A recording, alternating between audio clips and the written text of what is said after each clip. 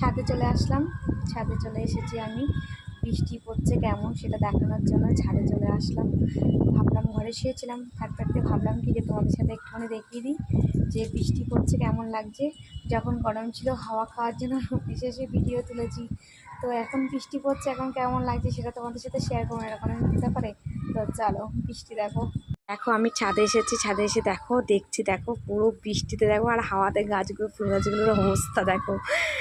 বৃষ্টির জন্য ওইদিকে যেতে পারছি না, কারণ যেহেতু বুঝতেই পারছো বৃষ্টি হচ্ছে। তো এই দেখো ওয়েদারটা কেমন লাগছে দেখো, দেখেছো বৃষ্টির জন্য কেমন লাগছে দেখো। আর সকল বন্ধুদের গুড ইভিনিং জানিয়ে দিলাম। দেখো এখন কিন্তু প্রায় 5টার কাছাকাছি।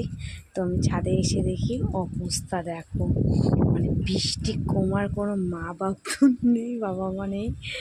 তো কী বলবো, বৃষ্টি দেখো।